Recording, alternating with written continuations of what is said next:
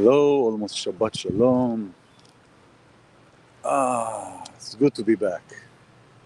The big sun is, there you go, this is looking better. It's good to be back.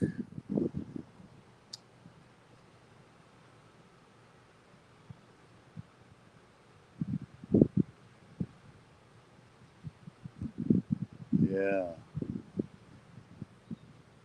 Trying this new thing, see how that works. I just, there we go. There you go.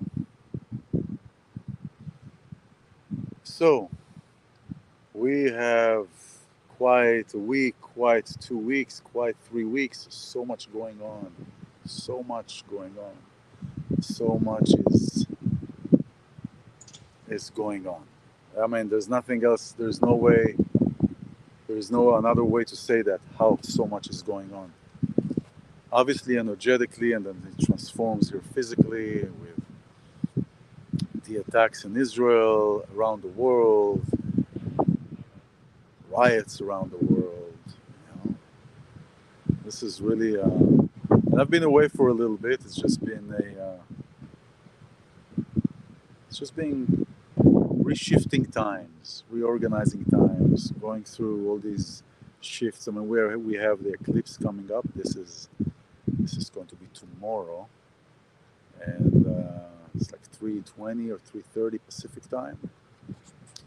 And this is a shift. This is a change. This is the eclipse of change, of moving forward, of a lot of things that are coming in, a lot of new things that are coming in, things that we've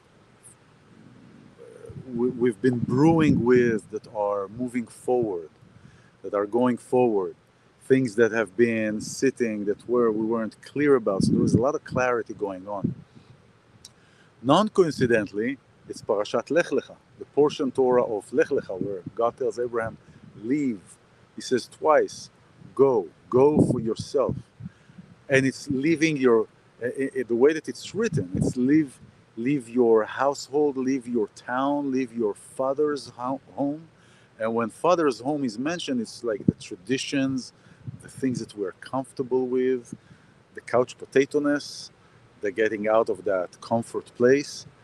And it's leaving what it is. You know, many times things that are comfortable for us, we know that sometimes are, and not only comfortable things, but things that we know are not necessarily good for us, but yet we want them. But we know they're not good for us. They're not good for our evolution. And evolution comes usually when we're uncomfortable. When we're comfortable, nothing is changing. It's like when an artist, musician stands on stage. I remember when I played in front of kids back when I was in Israel, like a theater or music. The kids are the best audience because they don't just wait and are being polite to clap and to say, oh, how nice, although maybe they don't mean that, but they're trying to be nice. It doesn't work. They just get up, leave. They start talking. They start eating something. They start talking between themselves. So it's always, in a way, keeping us on our toes. It was always keeping me on my toe to be engaging. And when I notice that kids are engaging, when I'm present, and I'm present personally, and I'm present energetically. And if I don't believe something, kids will find that out. Kids will know it right away. Why? Because they don't have they don't have many filters that are blocking their eyes, that are kind of, simply said, blocking their eyes. And so getting out of this place, of this comfort zone, of this movement, and a lot of what is happening in the world now with the attacks, with the anti-Semitism, with the anti-this and anti-this and all this, is exactly the sign for us. This has reached here, as we say in Hebrew. It's reached the top that we cannot take anymore. And to get out of that comfort zone. So God tells Abraham, Lecha me'artzecha, from your land, mimoladetecha, from the place you were born, מבית אביך, from the place of your father. So it starts with a bigger concept of your country, of what we identify with maybe. Go down to the place you were born, really to your community, and down to your father's home, to what you're familiar with the culture, with the beliefs, and the control, and all these things that were told to us that did not support our growth, that did not empower us to grow. And we grow with these things when we don't succeed in something, or we are not receiving something based on our expectation, whether we should have it or not. But it doesn't matter. When we don't have something, many times, not all the time, but many times, we judge ourselves. We say, oh, I didn't do this good, or I didn't do this enough, or what is this person is going to say, or what is this person going to say? You know, and it's evolution to understand that this is what we're doing. It's an evolution because it's uncomfortable. So it's an evolution for us to understand that this is what's happening, and a greater courage to step out of that comfort zone and say, you know what? I recognize that. I recognize that I'm telling this to myself. I recognize that I am limiting myself. That I'm limiting myself to that thought, to that belief. And when we see that, when you see that you're coming to a place of negativity, any kind of negativity, whether you believe it is right or wrong, because what you believe is right or wrong is based on the story that you already believe in that put you in that place to begin with. Anytime negativity, we stop, we take a breath. Just stop, doesn't matter, just stop. And a breath, many times I see people go, lifting your shoulders, filling your chest. It's the belly. It's the belly. It's like babies. They don't have their lungs developed. They're still breathing through their bellies, or singers. See, their belly is expanding. And to bring yourself and to ask, where am I coming from?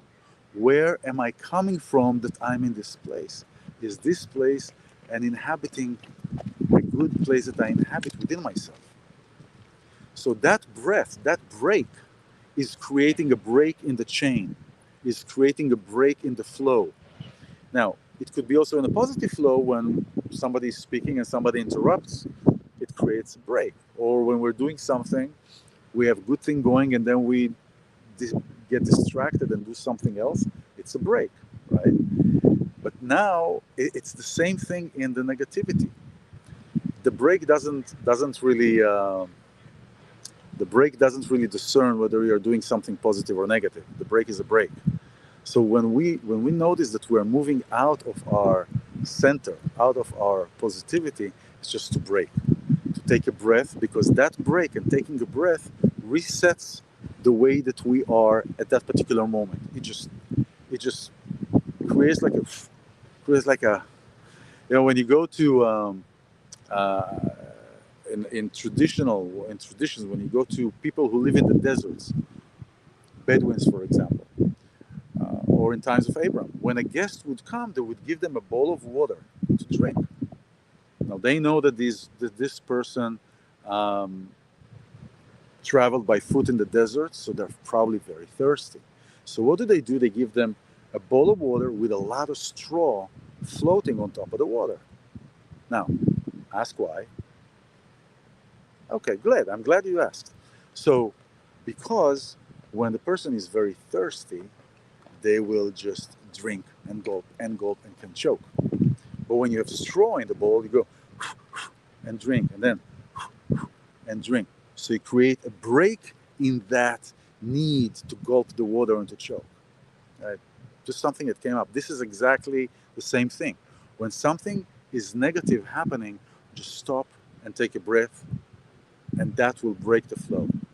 Now, I want to talk about something that I've noticed. I'm a firm believer that everything that is happening in the world, yes, it can be God's plan, and it happens the way that it happens. And there are actors in play. There are actors in this whole scheme of things that are executing things. Let's look about 3 weeks ago, the atrocities that Hamas did in Israel, where they attacked Israel, infiltrated Israel, kidnapped, raped, took hostages, and went back out of the same place that they came in without an interruption. The army and the special forces didn't arrive until 8 hours later.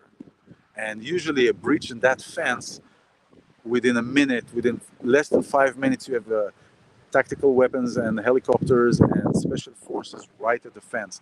There was an incident where a kid was playing near the fence and his kite flew over the fence. Immediately, choppers and army and everybody was there. So, inside job, yes? Sad, but it is true. But here's what happened before that, if you're not aware. Before this incident, before this attack, Israel was torn from within. Why? Because the prime minister there, Bibi, decided to create a reform in the legal system that will basically give him more power. Like in the dictatorship, they will give him more power. So when the animal, were the beasts, i.e. the owners of the governments around the world, the top that are creating a lot of the mess, saw this, we need to create a diversion. Now, since this happened,